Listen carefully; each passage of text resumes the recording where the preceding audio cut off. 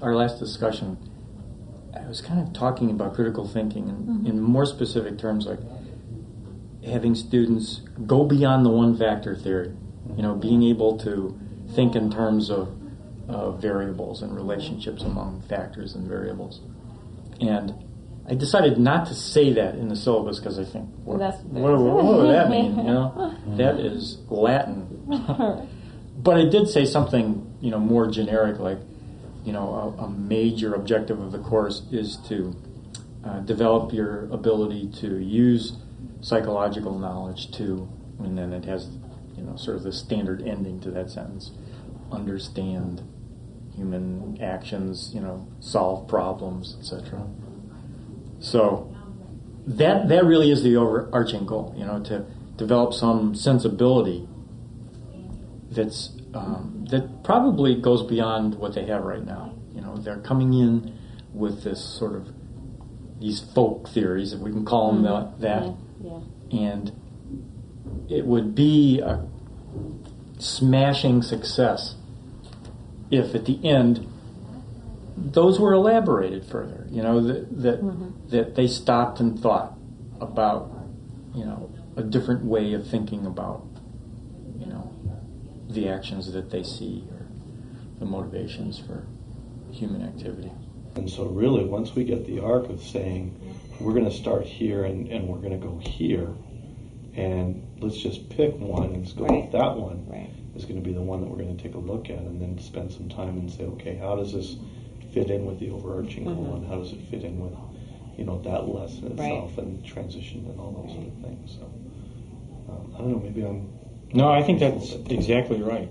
And I think right now, part of the work I have to do is, when you talk about the arc, instead of starting at the beginning of the arc, going to the end of the arc and figuring out, so after they've been through this social stuff, what should they know at that particular point? So then you can sort of backward design, the experiences that they're going to have. What are those key concepts?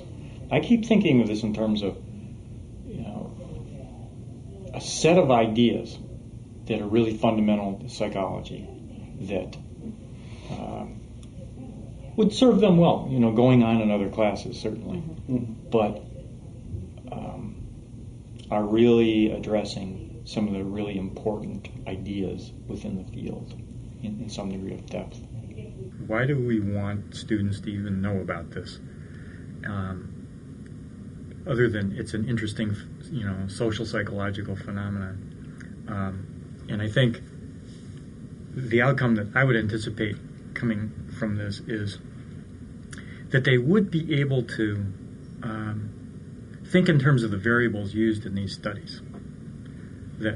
And what's nice about the bystander effect is that they're fairly concrete factors involved.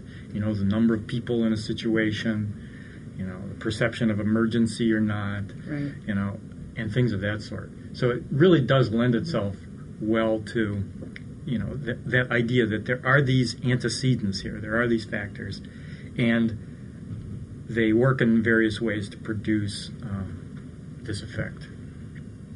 I didn't really say that in the outcome, but I would, I think we shape that up as we go along.